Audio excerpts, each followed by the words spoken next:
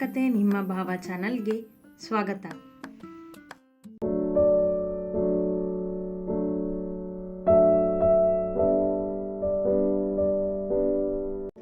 ಅಣ್ಣ, ಈಗ ಎಲ್ಲಿಗೆ ಹೋಗ್ತಿದ್ಯಾ ನೀನು?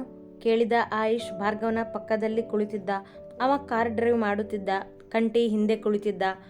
ಆ ಸ್ವಪ್ನ ಮತ್ತೆ ಅವಳು ತಾತನಿಗೆ ಈ ಭಾರ್ಗವ್ ಏನು ಅನ್ನೋದನ್ನ ಅರ್ಥ ಮಾಡಿಸ್ಬೇಕಲ್ಲ ಅಯ್ಯೋ ಎಂದವನ ಮೊಗದಲ್ಲಿನ್ನೂ ಕೋಪವಿತ್ತು. ಅಂದರೆ ಅವ್ರ ಮನೆಗ? ಹೌದು ಎಂದವ ಕಾರಿನ ವೇಗ ಹೆಚ್ಚಿಸಿ 10 ನಿಮಿಷದಲ್ಲಿ ಅವರ ಮನೆ ತಲುಪಿದ. ವಾಚ್ಮೆನ್ ತಡೆಯಲು ನೋಡಿದರೂ ಭಾರ್ಗವ್ ನಿಲ್ಲದೆ ಕಾರನ್ನು ಮನೆಯ ಗೇಟ್ ದಾಟಿಸಿ ಫೋರ್ಟಿಕೋದಲ್ಲಿ ನಿಲ್ಲಿಸಿದ. ಅಣ್ಣ, ಕೋಪ ಮಾಡ್ಕೊಳ್ದೆ ತಾಳ್ಮೆಯಿಂದ ಮಾತಾಡು ಎಂದ ಆಯುಷ್. ಇವತ್ತು ನನ್ನ ತಾಳ್ಮೆನ ನೀನೇ ನೋಡ್ತೀಯ ಎಂದ ಭಾರ್ಗವ್ ಕಾರಿನಿಂದ ಕೆಳಗಿಳಿದು ಮನೆಯ ಒಳ ಬಂದ. ಸರ್, ಯಾರು ಬೇಕಿತ್ತು ನಿಮಗೆ? ಕೇಳಿದ ಕೆಲಸದವನೊಬ್ಬ ಮುಂದೆ ಬಂದು. ಮಿನಿಸ್ಟರ್ ಎಲ್ಲಿದ್ದಾರೆ? ಕೇಳಿದ ಕಂಟಿ. ಅವರು ಮನೆಯಲ್ಲಿ ಯಾರನ್ನು ಭೇಟಿ ಆಗೋದಿಲ್ಲ, ಅವ್ರ ಆಫೀಸ್ನಲ್ಲೇ ನೀವು ಭೇಟಿ ಆಗಬೇಕು ಎಂದನವ. ಹೋಗಿ ಭಾರ್ಗವ್ ಶರ್ಮಾ ಬಂದಿದ್ದಾರೆ ಅಂತ ಹೇಳು, ಅವರೇ ಬರ್ತಾರೆ ಎಂದ ಕಂಟಿ. ಭಾರ್ಗವ್ ಮನೆಯನ್ನು ನೋಡುತ್ತಾ ನಿಂತಿದ್ದ. ಜೇಬಿನಲ್ಲಿ ಕೈ ಇಟ್ಟುಕೊಂಡು, ಯಾರೇ ಬಂದಿದ್ರು ಅವರು ಭೇಟಿ ಆಗೋದಿಲ್ಲ ಸರ್ ಎಂದವನ ಕೊರಳಪಟ್ಟಿ ಹಿಡಿದೆಳೆದ ಭಾರ್ಗವ್. ನಿನಗೆ ಕನ್ನಡ ಅರ್ಥ ಆಗುತ್ತೆ ತಾನೆ ಎಂದ ಕೋಪದಿಂದ. ಅಣ್ಣ, ಬಿಡು ಬಿಡು ಅವನನ್ನ ಎಂದ ಆಯುಷ್ ಅವನ ಕೈ ಹಿಡಿದ. ಹೇಳ್ದಷ್ಟು ಮಾಡು ಹೋಗು ಎಂದವನೇ ಅವನನ್ನು ದೂಡಿದ ಭಾರ್ಗವ್. ಅವ ಹೆದರಿ ಮಿನಿಸ್ಟರನ್ನು ಕರೆಯಲು ಓಡಿದ. ಅರೆ ಭಾರ್ಗವ್, ಇದೇನಿದು ನೀನು ನಮ್ಮನೆಗೆ? ಆಶ್ಚರ್ಯದಿಂದ ಎನ್ನುತ್ತಾ ಬಂದರು ವಿಶ್ವಾಸ್ ಅವನನ್ನು ಕಂಡು. ಬನ್ನಿ ಕುತ್ಕೋ ಬನ್ನಿ ಮುಂದೆ ಬಂದು ಕರೆದರು. ಮೂವರೂ ಮುಂದೆ ನಡೆದಾಗ ಆಯುಷ್ ಮತ್ತು ಭಾರ್ಗವ್ ಸೋಫಾದಲ್ಲಿ ಕುಳಿತರೆ ಕಂಟಿ ಅವರ ಹಿಂದೆ ನಿಂತುಕೊಂಡ. ಏನಿದು ಭಾರ್ಗವ್, ಇಷ್ಟು ದೂರ? ನೀನು ನಮ್ಮನೆಗೆ? ಕೇಳಿದ ವಿಶ್ವಾಸ್ರವರು ಗೌರವದಿಂದ ಮಾತನಾಡಿಸುತ್ತಿದ್ದರು. ನಿಮ್ಮ ಮಗಳು ಬರೋ ಹಾಗೆ ಮಾಡಿದ್ಲು ಅಂಕಲ್ ಎಂದ ಭಾರ್ಗವ್ ಗಂಭೀರ. ನನ್ನ ಮಗಳ? ಯಾಕೆ, ಏನಾಯಿತು? ಕೇಳಿದವರಿಗೆ ಹಿಂದಿನ ರಾತ್ರಿ ನಡೆದ ಘಟನೆಯ ಬಗ್ಗೆ ಗೊತ್ತಿರಲಿಲ್ಲ. ನೀವು ನ್ಯೂಸ್ ನೋಡಿಲ್ವಾ ಅಂಕಲ್ ನಿನ್ನೆ ರಾತ್ರಿಯಿಂದ? ಕೇಳಿದ ಆಯುಷ್ ವಿಶ್ವಾಸ್ರವರನ್ನು. ಇಲ್ಲ, ಯಾಕೆ? ಅರ್ಥವಾಗದೆ ಕೇಳಿದರು. ಅಂಕಲ್, ನಿಮ್ಮ ಮಗಳು ಸ್ವಪ್ನ ಸುಮ್ಮನೆ ಅಣ್ಣನ ಮೇಲೆ ಆರೋಪ ಹೊರಿಸಿ ಪೊಲೀಸ್ ಕಂಪ್ಲೇಂಟ್ ಕೊಡೋದಕ್ಕೆ ನೋಡಿದಾಳೆ, ಅದು ಎಂದು ಇನ್ನೂ ಹೇಳುತ್ತಿದ್ದ ಆಯುಷ್ನನ್ನು ತಡೆಯಿತು ಮಿನಿಸ್ಟರ್ ಧ್ವನಿ. ನಿನ್ನ ಅಣ್ಣ ಏನಾದರೂ ಮಾಡಿರ್ತಾನೆ, ಮೊದಲು ಅದನ್ನು ಹೇಳು ಎಂದರು ಮಿನಿಸ್ಟರ್ ಅವರು ಕುಳಿತಿದ್ದಲ್ಲಿ ನಡೆದು ಬಂದು. ಅವರತ್ತ ನೋಡಿದ ಭಾರ್ಗವ್. ಬನ್ನಿ ಮಿನಿಸ್ಟರ್ ಸರ್, ಅದಕ್ಕೆ ನಿಮ್ಮ ಜೊತೆನೇ ಮಾತಾಡೋದಕ್ಕೆ ಬಂದಿರೋದು ನಾನು ಎಂದ. ಮಿನಿಸ್ಟರ್ ಮುಂದೆ ಬಂದು ಕುಳಿತರು ಅವನೆದುರು. ಅದೇನು ಗೊತ್ತಾ ಸರ್, ನಾನು ತಪ್ಪು ಮಾಡಿದ್ರು ಮಾಡದೇ ಇದ್ದರೂ ನನ್ನ ಪರವಾಗಿ ನಿಮ್ಮ ಮನೆಗೆ ಬಂದು ಮಾತಾಡೋದಕ್ಕೆ ನನ್ನ ತಾತ ಇಲ್ಲ, ಇನ್ನು ನಮ್ಮ ತಾಯಿ ಬಂದು ಮಾತಾಡೋದಕ್ಕೆ ನಾನು ಬಿಡೋದಿಲ್ಲ ಅಂದಮೇಲೆ ನಾನೇ ಬರಬೇಕಲ್ಲ ಸರ್. ಅವರನ್ನೇ ದಿಟ್ಟಿಸಿ ಎಂದವನ ಮಾತಿನ ಧಾಟಿ ಅವರನ್ನು ಅಣಕಿಸುವಂತಿತ್ತು. ಮಿನಿಸ್ಟರ್ ಅವನ ಮಾತಿಗೆ ಮುಖ ಗಂಟಿಟ್ಟುಕೊಂಡು ಅವನನ್ನೇ ನೋಡಿದರು. ಎಲ್ಲಿ ನಿಮ್ಮ ಮೊಮ್ಮಗಳು? ಇನ್ನೂ ನಶೆ ಇಳಿದಿಲ್ವಾ ಹೇಗೆ? ಪರವಾಗಿಲ್ಲ ಕರೀರಿ, ಅವಳ ನಶೆನ ನಾನೇ ಇಳಿಸ್ತೀನಿ ಎಂದ ಬೇಡದ ನಗು ಹೊತ್ತು. ನೀನು ಯಾರ ಮುಂದೆ ಯಾರ ಮನೆಯಲ್ಲಿ ಕುತ್ಕೊಂಡು ಮಾತಾಡ್ತಿದ್ಯಾ ಅನ್ನೋದು ನೆನಪಿರಲಿ ಭಾರ್ಗವ್ ಶರ್ಮಾ ಎಂದರು ಮಿನಿಸ್ಟರ್ ಅಹಂಕಾರದಿಂದ. ನಾನು ಯಾರ ಮುಂದೆ ಯಾರ ಮನೆಯಲ್ಲಿ ಕುತ್ಕೊಂಡು ಮಾತಾಡ್ತಿದ್ದೀನಿ ಅನ್ನೋದು ನನಗೆ ಮುಖ್ಯ ಆಗೋದಿಲ್ಲ ಸರ್. ನಾನು ಎಲ್ಲೇ ಇದ್ದರೂ ನನ್ನ ಮಾತೇ ನನಗೆ ಮುಖ್ಯ ಎಂದ ಧೈರ್ಯದಿಂದ. ಮಾವ, ಸ್ವಪ್ನ ಎಲ್ಲಿ? ಅವಳಿಗೆ ನೀವು ಬುದ್ಧಿ ಹೇಳಬೇಕಲ್ವಾ, ಭಾರ್ಗವ್ ಸುದ್ದಿಗೆ ಹೋಗಬೇಡ ಅಂತ. ನಾನು ಅವತ್ತೇ ಹೇಳಿದ್ದೀನಿ, ಮತ್ತು ಯಾಕೆ ಅದೇ ತಪ್ಪು ಮಾಡ್ತಿದ್ದಾಳೆ ಅವಳು ಕೇಳಿದರು ವಿಶ್ವಾಸ್. ವಿಶ್ವ, ನೀನು ಮಗಳ ಪರ ಬಿಟ್ಟು ಇವನ ಪರವಾಗಿ ಯಾಕೆ ಮಾತಾಡ್ತಿದ್ಯಾ? ಇವನು ನಮ್ಮ ಸ್ವಪ್ನಾಗೆ ತೊಂದರೆ ಕೊಡ್ತಿದ್ದಾನೆ ಎಂದ ಮಿನಿಸ್ಟರ್ಗೆ ಭಾರ್ಗವನ ಮೇಲೆ ಕೋಪವಿತ್ತು. ಅಂದು ಅವನ ಮನೆಗೆ ಹೋದಾಗ ಅವ ಗರ್ಜಿಸಿದ ರೀತಿಗೆ. ನಿಮ್ಮ ಮೊಮ್ಮಗಳನ್ನು ಕರೀರಿ ಸರ್, ಯಾರು ತಪ್ಪು ಮಾಡಿದ್ದಾರೆ ಅಂತ ಗೊತ್ತಾಗುತ್ತೆ ಎಂದ ಭಾರ್ಗವ್. ಅದೇನೇ ಇರಲಿ ಭಾರ್ಗವ್, ನೀನು ಇಲ್ಲಿಗೆ ಬಂದಿರೋ ವಿಷಯ ಹೇಳು ಮೊದಲು ಎಂದರು ಅವನನ್ನೇ ನೋಡುತ್ತಾ. ಹೇಳ್ತೀನಿ ಸರ್, ನಾನು ಒಂದ್ಸರಿ ನಿರ್ಧಾರ ಮಾಡಿದ್ರೆ ಯಾರ ಮಾತನ್ನು ಕೇಳೋದಿಲ್ಲ, ಮೊದಲು ನಿಮ್ಮ ಮೊಮ್ಮಗಳನ್ನು ಕರೀರಿ ಎಂದ ಭಾರ್ಗವನಿಗೆ ಭಯವೇ ಇಲ್ಲ. ವಿನುತಾ, ಸ್ವಪ್ನನ್ನ ಕರ್ಕೊಂಡು ಬಾ ಎಂದರು ವಿಶ್ವಾಸ್ ಅಲ್ಲೇ ನಿಂತಿದ್ದ ತಮ್ಮ ಮಡದಿಗೆ. ಅವರು ಸ್ವಪ್ನಳ ಕೋಣೆಗೆ ನಡೆದರು. ಕೆಲಸದವನೊಬ್ಬ ಟೀ ತಂದು ಭಾರ್ಗವನ ಮುಂದೆ ಹಿಡಿದ. ನೋ ಥ್ಯಾಂಕ್ಸ್ ಎಂದ ಭಾರ್ಗವ್ ನೇರವಾಗಿ ನಿರಾಕರಿಸಿದ. ಮಿನಿಸ್ಟರ್ ಕಿರುಗಣ್ಣಿನಲ್ಲಿ ಅವನನ್ನೇ ನೋಡಿದರು. ನಿಮಿಷಗಳಲ್ಲಿ ಸ್ವಪ್ನಳ ಕೈ ಹಿಡಿದು ಕರೆದುಕೊಂಡು ಬಂದರು ವಿನುತಾ. ತೊಡೆ ತೋಳು ಮುಚ್ಚದ ಅಂಗಿ ಹಾಕಿದ್ದ ಸ್ವಪ್ನ ಇನ್ನೂ ನಿದ್ದೆಗಣ್ಣಲ್ಲೇ ಇದ್ದಳು. ಯಾರೋ ಮಮ್ಮ ಬಂದಿರೋದು ಎನ್ನುತ್ತಾ ಕಣ್ಣುಜ್ಜುತ್ತಾ ಬಂದವಳು ಭಾರ್ಗವನನ್ನು ನೋಡುತ್ತಲೇ ನಿದ್ದೆ ಮರೆತು ಕಣ್ಣರಳಿಸಿದಳು. ಭಾರ್ಗವ್ ಅವಳ ಅವತಾರವನ್ನೇ ನೋಡುತ್ತಿದ್ದ ಕೋಪದಿಂದ. ಭಾರ್ಗವ್, ನೀನ್ಯಾಕೆ ಇಲ್ಲಿಗೆ ಬಂದೆ? ತಾತ, ಇವನ್ಯಾಕೆ ಇಲ್ಲಿದ್ದಾನೆ? ಹೊರಗೆ ಕಳಿಸಿ ಇವನನ್ನು ಮೊದಲು ಎಂದಳು ಮುಂದೆ ಬಂದು. ನಿನ್ನ ತಾತ ಮೊಮ್ಮಗಳನ್ನ ಮದುವೆ ಮಾಡ್ಕೊಬಾ ಅಂತ ಕರೆದಿದ್ರು. ಅದಕ್ಕೆ ಹೆಣ್ಣೋಡೋ ಶಾಸ್ತ್ರ ಮಾಡಿದ್ರಾಯ್ತು ಅಂತ ಬಂದಿದ್ದೆ. ಆದರೆ ಇಲ್ಲಿರೋದು ಹೆಣ್ಣಲ್ಲ, ಹೆಮ್ಮಾರಿ ಅಂತ ಗೊತ್ತಾಯಿತು ಎಂದ ಅಣಕಿಸಿ ಅವಳ ಅವತಾರಕ್ಕೆ. ಮಾತು ಹಿಡಿತದಲ್ಲಿರಲಿ ಭಾರ್ಗವ್ ಎಂದರು ಮಿನಿಸ್ಟರ್.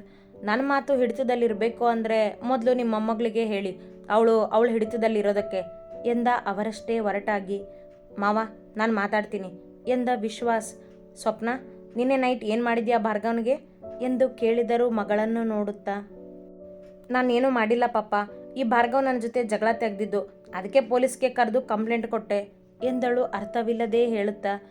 ಸರ್, ನಿನ್ನೆ ಏನಾಗಿದೆ ಏನಿಲ್ಲ ಅನ್ನೋದನ್ನು ಕುತ್ಕೊಂಡು ಮಾತಾಡಿ ಸಂಧಾನ ಮಾಡಿಕೊಂಡು ಹೋಗೋದಕ್ಕೆ ಬಂದಿಲ್ಲ ನಾನಿಲ್ಲಿ. ತಪ್ಪು ಮಾಡಿರೋದು ನಿಮ್ಮ ಮಗಳು, ಅದನ್ನು ಅವಳೇ ಸರಿಪಡಿಸ್ಬೇಕು. ಜೊತೆಗೆ ನನ್ನ ಸುದ್ದಿಗೆ ಇನ್ನು ಮುಂದೆ ಬರಬಾರ್ದು ಅಂತ ಹೇಳೋದಕ್ಕೆ ಬಂದಿರೋದು ನಾನು ಎಂದ ಭಾರ್ಗವ್. ಅಂದರೆ ನೀನು ಮಾಡೋ ತಪ್ಪನ್ನು ನನ್ನ ಮೊಮ್ಮಗಳು ಸರಿ ಮಾಡಬೇಕಾ ಕೇಳಿದರು ಮಿನಿಸ್ಟರ್. ತಪ್ಪು ನಾನು ಮಾಡಿದರೆ ಇಲ್ಲಿವರೆಗೂ ನಾನು ಬರ್ತಿರ್ಲಿಲ್ಲ ಸರ್ ಎಂದ ಮಿನಿಸ್ಟರನ್ನು ನೋಡಿ. ಸರ್, ನಿಮ್ಮ ಮಗಳಿಗೆ ಹೇಳಿ ನಮಗೂ ಅವಳಿಗೂ ಏನೂ ಸಂಬಂಧ ಇಲ್ಲ ಅಂತ. ಸುಮ್ಮನೆ ಹೀಗೆ ಜಗಳಕ್ಕೆ ಬರೋದು ಸರಿ ಕಾಣೋದಿಲ್ಲ ಎಂದ ಆಯುಷ್ ತಾಳ್ಮೆಯಿಂದ. ನಾನೇನೋ ತಪ್ಪು ಮಾಡಿಲ್ಲ ಎಂದಳು ಸ್ವಪ್ನ. ಭಾರ್ಗವ್, ನಾನು ಅವಳಿಗೆ ಹೇಳ್ತೀನಿ, ಇನ್ನು ಮುಂದೆ ಹೀಗೆಲ್ಲ ಆಗೋದಿಲ್ಲ, ಅವಳೇ ನಿನಗೆ ಸಾರಿ ಕೇಳ್ತಾಳೆ ಎಂದ ವಿಶ್ವಾಸ್. ಸ್ವಪ್ನ, ಸಾರಿ ಕೇಳು ಎಂದರು. ವಿಶ್ವ, ನೀನು ಅವನ ಹತ್ರ ಕ್ಷಮೆ ಕೇಳೋದಕ್ಕೆ ನಿನ್ನ ಮಗಳಿಗೆ ಹೇಳ್ತಿದ್ಯಾ ಸಿಡುಕಿದರು ಮಿನಿಸ್ಟರ್. ಕರೆಕ್ಟ್ ಸರ್, ಅವಳು ನನ್ನ ಹತ್ರ ಕ್ಷಮೆ ಕೇಳಬಾರ್ದು ಎಂದ ಭಾರ್ಗವ್ನ ಯೋಚನೆಯೇ ಬೇರೆ.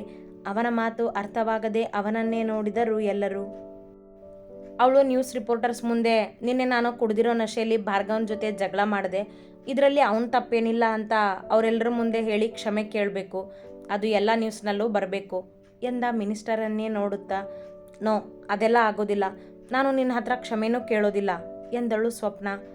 ನ್ಯೂಸ್ ರಿಪೋರ್ಟರ್ಸ್ಗೆಲ್ಲ ಕಾಲ್ ಮಾಡಿ ಭಾರ್ಗವನ ಬಗ್ಗೆ ಹೀಗೆ ಸುದ್ದಿ ಹಾಕಿ ಅಂತ ಹೇಳೋದಕ್ಕೆ ಬರುತ್ತೆ, ಅವ್ರ ಮುಂದೆ ಕ್ಷಮೆ ಕೇಳೋದಕ್ಕೆ ಆಗೋದಿಲ್ವಾ ಅವಳನ್ನೇ ನೋಡುತ್ತಾ ಎಂದವ. ಹಿಂದಿನ ದಿನ ಅವಳ ಆಡಿದ ಆಟದ ಪ್ರತಿಯೊಂದು ಮಾಹಿತಿ ಪಡೆದಿದ್ದ. ಮಾತನಾಡಲಿಲ್ಲ ಸ್ವಪ್ನ. ಇನ್ನೊಂದು ಗಂಟೆಯಲ್ಲಿ ಇದೆಲ್ಲ ಆಗಬೇಕು, ಇವಳ ಜೊತೆಗೆ ಆ ಇನ್ಸ್ಪೆಕ್ಟರ್ ಕೂಡ ತಪ್ಪಾಯಿತು ಅಂತ ಒಪ್ಕೋಬೇಕು ಎಂದ ಎಲ್ಲರನ್ನೂ ನೋಡುತ್ತಾ. ಆಗೋದಿಲ್ಲ ಅಂದರೆ ಅವನಿಗೆ ತಲೆಬಾಗುವುದಿಲ್ಲ ಎಂಬಂತೆ ಕೇಳಿದ ಮಿನಿಸ್ಟರ್. ನೀವು ಮಾತಾಡೋದನ್ನು ನೋಡ್ತಿದ್ರೆ ನೀವಿನ್ನೂ ನನ್ನ ಬಗ್ಗೆ ತಿಳ್ಕೊಂಡಿಲ್ಲ ಅನಿಸುತ್ತೆ ಸರ್ ಎಂದ ವಿಶ್ವಾಸರವರನ್ನು ನೋಡುತ್ತಾ. ಅಂಕಲ್, ಇವರಿಗೆ ನೀವಿನ್ನೂ ನನ್ನ ಬಗ್ಗೆ ಹೇಳಿಲ್ವಾ ಎಂದ ವಿಶ್ವಾಸ್ ಮಿನಿಸ್ಟರನ್ನೇ ನೋಡಿದರು.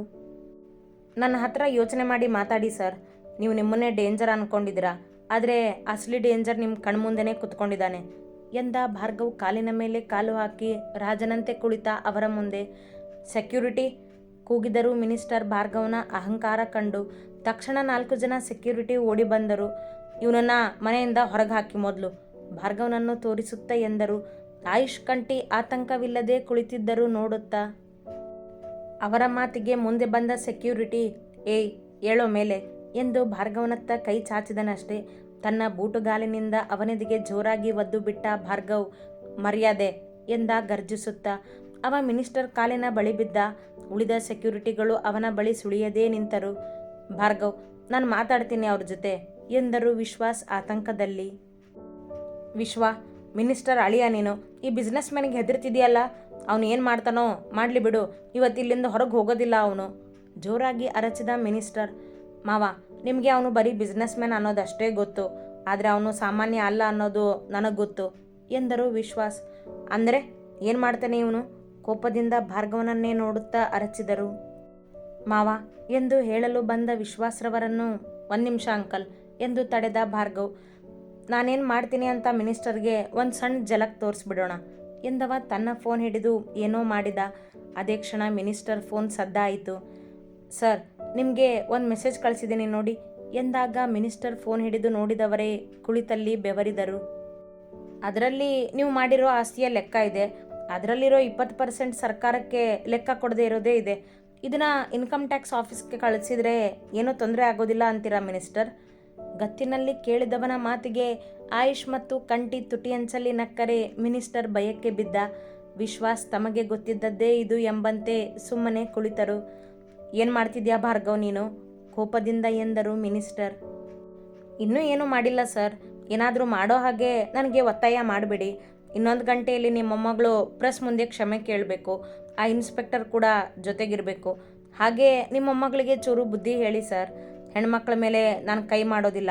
ಇನ್ನೊಂದು ಸಾರಿ ಅವಳು ನನ್ನ ಸುದ್ದಿಗೆ ಬಂದರೆ ನನ್ನನ್ನು ನಾನೇ ತಡೆಯೋದಿಲ್ಲ. ನಗುತ್ತಾ ಎಂದವ ಮೇಲೆದ್ದು ಜೇಬಿನಲ್ಲಿ ಕೈ ಇಟ್ಟು ನಿಂತ ಮಿನಿಸ್ಟರನ್ನೇ ನೋಡುತ್ತಾ. ಮಿನಿಸ್ಟರ್ ಆಗಲೇ ನಡುಗಿ ಹೋಗಿದ್ದ ಅವನ ಚಾಣಾಕ್ಷತೆಗೆ. ತುಟಿಯಂಚಲ್ಲಿ ಅದೇ ಅಹಂಕಾರದ ನಗೆ ಹೊತ್ತ ಭಾರ್ಗವ್ ಶರ್ಮಾ ಸರ್, ನಾನು ಮೈಸೂರಿನ ಕಿಂಗ್ ಭಾರ್ಗವ್ ಶರ್ಮಾ ಎನ್ನುತ್ತಾ ಬಾಗಿಲತ್ತ ಹೆಜ್ಜೆ ಇಟ್ಟ. ಅವನ ಹಿಂದೆಯೇ ಕಂಠಿ ಮತ್ತು ಆಯುಷ್ ನಡೆದರು. ವಿಶ್ವಾಸ್, ಯಾರಿವನು? ಇವನ ಹಿಸ್ಟ್ರಿ ಏನು? ಹಣೆಯ ಮೇಲಿನ ಬೆವರರಿಸುತ್ತಾ ಕೇಳಿದರು ಮಿನಿಸ್ಟರ್. ಅವನ ಹಿಸ್ಟ್ರಿ ಗೊತ್ತಾದರೆ ನೀವು ಅವನನ್ನು ನಿಮ್ಮ ಪಕ್ಷಕ್ಕೆ ಬೇಕು ಅಂತೀರ ಮಾವ. ಆದರೆ ಅವನು ಯಾವ ಪಕ್ಷಕ್ಕೂ ಸೇರದೆ ತನ್ನದೇ ರಾಜ್ಯಭಾರ ನಡೆಸ್ತಿರೋ ಮೈಸೂರಿನ ಕಿಂಗ್. ರಾಜ್ಯದ CM ನಿಮ್ಮ ಪಕ್ಷದವರೇ ಇರೋದು ಅಲ್ವಾ ಮಾವ? ಈ ಭಾರ್ಗವ್ ಅವರಿಗೆ ಒಂದು ಕಾಲ್ ಮಾಡಿದ್ರೆ ಸಾಕು, ನಿಮ್ಮ ಪದವಿ ಮರುಕ್ಷಣನೇ ಹೋಗುತ್ತೆ. ಅಂದರೆ ರಾಜಕೀಯದಲ್ಲಿದ್ದಾನ ಇವನು? ರಾಜಕೀಯದಲ್ಲಿ ಇಲ್ಲ ಮಾವ. ಒಂದು ಸಮಯದಲ್ಲಿ ರಾಜಕೀಯನೇ ಇವನು ಹಿಂದೆ ಬಿದ್ದಿತ್ತು ಎಂದರು. ಇದೆಲ್ಲ ನಿನಗೆ ಗೊತ್ತು? ಆ ಸಮಯದಲ್ಲಿ ನಾನು ಅವನ ಹಿಂದೆ ಇದ್ದನು ಮಾವ. ಅವನ ಸಹಾಯದಿಂದಾನೇ ನಾನು ಇಷ್ಟು ದೊಡ್ಡ ಬಿಸ್ನೆಸ್ ಮ್ಯಾನ್ ಆಗಿದ್ದು ಎಂದ ವಿಶ್ವಾಸ್ ಭಾರ್ಗವ್ನ ಸಹಾಯ ನೆನೆದರು. ಮಿನಿಸ್ಟರ್ ಕ್ಷಣ ಸುಮ್ಮನೆ ಕುಳಿತರು. ಸ್ವಪ್ನ, ಅವನು ಹೇಳ್ದಾಗೆ ಎಲ್ಲ ಪ್ರಶ್ನೂ ಕರೆದು ಸಾರಿ ಕೇಳು. ಕುಡ್ದಿದ್ದ ನಶೆಯಲ್ಲಿ ಹಾಗೆಲ್ಲ ಮಾಡಿದೆ ಅಂತ ಹೇಳು. ಈಗಲೇ ಇದೆಲ್ಲ ಕ್ಲಿಯರ್ ಆಗಬೇಕು ಎಂದವರೇ ಮಿನಿಸ್ಟರನ್ನು ನೋಡುತ್ತಾ, ಮಾವ, ಹೋಗಿದ್ದು ಅವನ ಮರ್ಯಾದೆ ಅಲ್ಲ, ಈಗ ನಿಮ್ಮ ಮರ್ಯಾದೆ ಹೋಗುತ್ತೆ. ಅದು ನಿಮ್ಮ ಮೊಮ್ಮಗಳಿಂದ ಹಾಗೆ ಮಾಡಿದಾನೆ ಆ ಭಾರ್ಗವ್. ಈಗ ನೀವು ಅವನು ಹೇಳ್ದಾಗೆ ಮಾಡದಿದ್ರೆ ಅವನೇನು ಮಾಡ್ತಾನೆ ಅಂತ ನಿಮ್ಗೆ ಹೇಳಿಯೇ ಹೋಗಿದ್ದಾನೆ ಎಂದವರು ಮೇಲೆದ್ದು ನಡೆದರು. ಇನ್ನು ಈ ತಾತ ಮೊಮ್ಮಗಳಿಗೆ ಭಾರ್ಗವ್ ಹೇಳಿದಂತೆ ಮಾಡದಿರಲು ಬೇರೆ ದಾರಿಯೇ ಇರಲಿಲ್ಲ. ಸ್ವಪ್ನಳಿಂದ ಆಗಿದ್ದ ಸಮಸ್ಯೆಯನ್ನೇನೋ ಸರಿ ಮಾಡಿಬಿಟ್ಟ ಇವ. ಆದರೆ ತಾನಾಗಿಯೇ ತನ್ನ ಕೋಪದಿಂದ ಸಂಸಾರದಲ್ಲಿ ತಂದುಕೊಂಡಿದ್ದ ಸಮಸ್ಯೆಯನ್ನು ಬಗೆಹರಿಸಿಕೊಳ್ಳುವನೇ ಇಷ್ಟು ಸುಲಭವಾಗಿ? ಅಥವಾ ಇಬ್ಬರು ಹೀಗೆ ಕೋಪ ಹಠದಿಂದ ಜಗಳ ಮುಂದುವರೆಸುವರೇ? ಅತಿ ಹೆಚ್ಚಿನ ಕಥೆಗಳಿಗಾಗಿ ಹಿಂಬಾಲಿಸಿ ಪ್ರತಿಲಿಪಿ ಆ್ಯಪ್ನಲ್ಲಿ ಪ್ರತಿಮಾ SH ಅವರನ್ನು.